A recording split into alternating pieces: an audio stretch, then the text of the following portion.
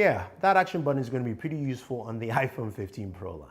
Hey guys, Thunder E here, and welcome to the video you've been waiting for, gaming on the iPhone 15 Pro and the Pro Max. Now, before we go ahead and start, I just want to let you know that I can't show you any FPS readings because none of my benchmark tools for FPS actually are updated for iOS 17 or the iPhone 15 Pro, that being Game Bench and of course PerfDog. So I can't show any of that now. If you want to, I will put that video up on the gaming channel. But that being said, we will look at temperatures, battery drain, and what kind of console gaming performance Apple is giving us on the iPhone 15 Pro line. Now, the first thing I want to talk about is the action button. And you're going, wait, Thunder E, what does it have to do with anything for gaming? You saw it right there at the beginning of the video. I can pick up my device and go straight into the game I want to play. I love that. It's a simple feature, nothing too sexy about it, but it takes me straight into the game. And whether my game is paused or I'm restarting, whatever the case may be, I get back to the spot where I was and I can continue my gameplay sessions. So I do like that with the action button. I think it's a very key gaming feature because now you can map any game you want. Now, speaking of gaming, Apple talked about console level gaming on the iPhone 15 Pro line. He talked about Resident Evil Village, which you're going to be seeing in this video, Resident Evil 4 Remake, which I've been playing since GameCube. I might be playing this game for the rest of my life. Also talked about the new Assassin's Creed, Death Stranding, a Division game, all that console level on this device. Now you're wondering, what are we getting? Is it PS4 console, PS5, Xbox Series X? Doesn't matter really, right? What matters is the processor. And that's something that's really intriguing because Apple is going with the A17 Pro. It's not an A17 Bionic. And what that means for us is something clearly different, at least from their perspective. We do have some really interesting performance boosts from this chipset that Apple is touting, and I'm going to show you. First off, Apple talked about having 6 cores in the GPU with up to 20% performance boost on that GPU, a 10 performance boost on the CPU, and they talked about the fact it's got built-in hardware ray tracing as well, which gives us some really good lighting effects in different areas and also just better visual fidelity.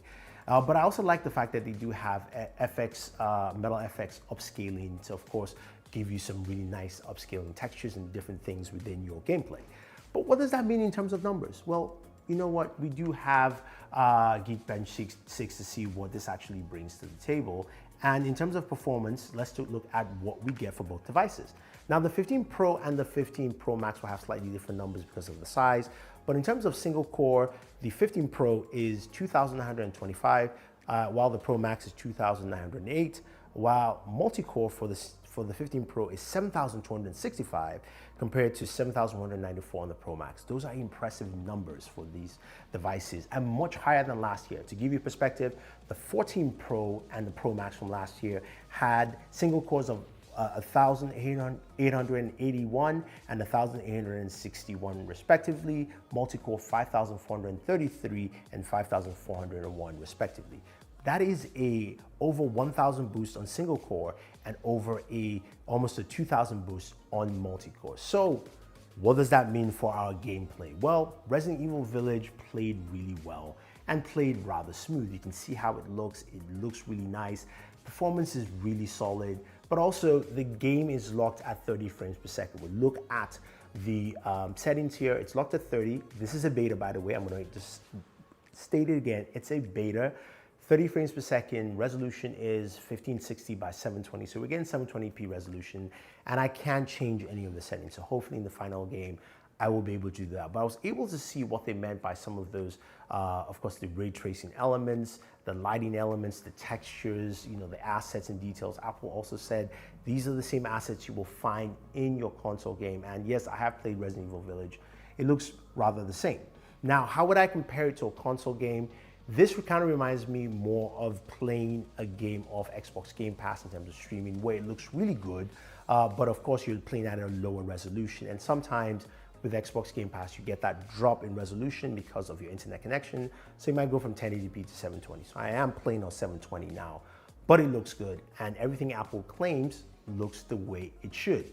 But don't believe me, take a look at some of my gameplay sessions and just how I die constantly in this game.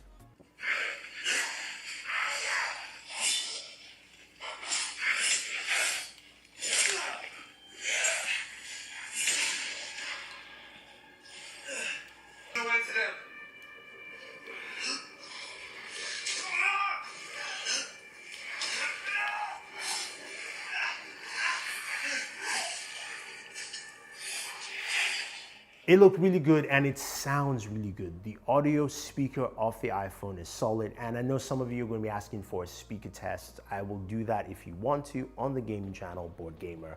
Stay tuned and check it out there. Now, when it comes to temperatures, how are temperatures off the iPhone 15 Pro and Pro Max while playing a game like Resident Evil? It's a console level game.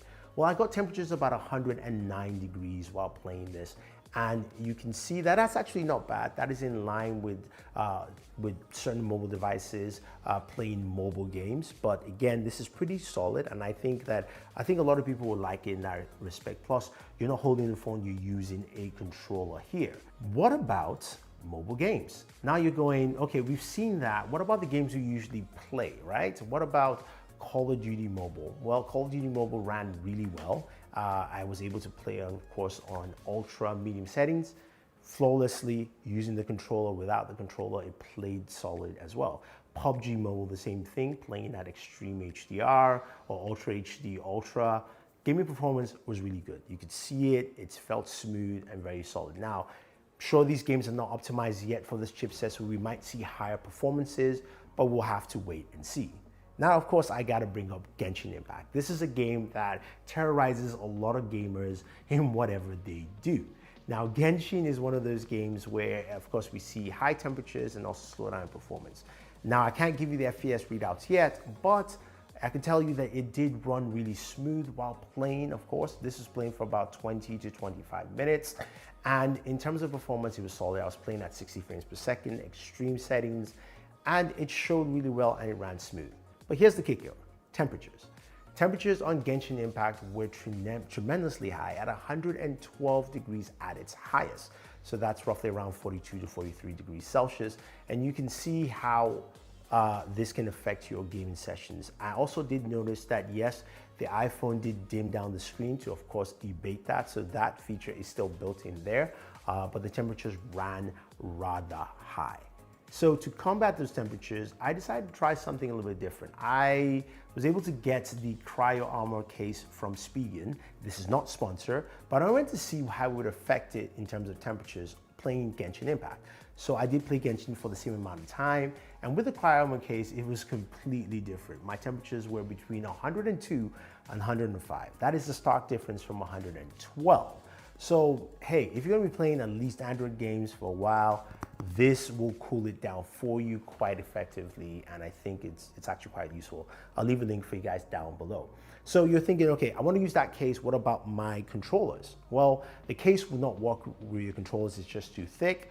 Most cases don't really work with controllers, and you're wondering which controllers actually work. First of all, none of your Lightning controllers will work. You might as well just toss that aside. If you have those, I'm sorry, you can give it to like a younger brother or cousin who has an older iPhone. That will work well. In terms of the USB ones, if you have one of the Android USB ones, which ones will work on here? Well, currently there's only one. I did try my Razer Kishi, it didn't work, but it's pretty much just the backbone controller. And to be precise, it's a certain update level on the backbone controller. I believe version 1.12 and up does support the iPhone 15. You can update it through the Backbone app, and it's something that also Backbone says that if you have issues with any of the controllers, they will just swap it out for you. So that's the only controller that works at the moment for at least gaming on the iPhone 15 Pro and the 15 Pro Max. Now, what about game streaming services? Xbox Game Pass plays well, flawlessly.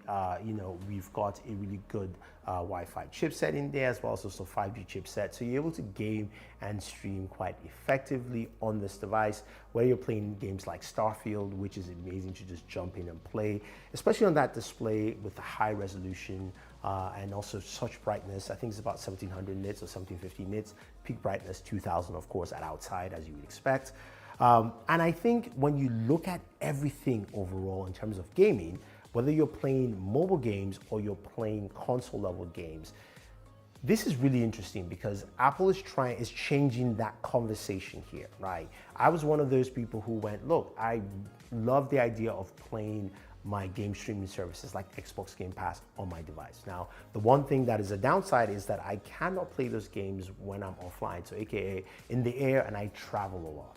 Apple is kind of changing that dynamic by saying, hey, you can play because you can download and play games like Resident Evil, Dead Stranding, all that stuff, Resident Evil 4 Remake, on your iPhone directly and get the same performance as you would find in your console. Is it PS5? Is it Xbox Series X? Is it PS4? Xbox One X?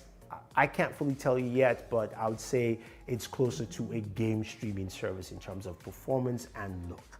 Now, let me know what you guys think about what the iPhone gaming is like and what it brings to the table. Are you impressed? Are you satisfied? Do you think this is a big jump that we had from last year? The fact that we can play current console level games on your iPhone 15 Pro and 15 Pro Max. This is Thunder E saying thank you and always enjoy your entertainment. All right, back to Resident Evil. See if I can pass that stage. Oof. I love it. You just get right back into it. Look at that. Like you hit the button and you get right back into it.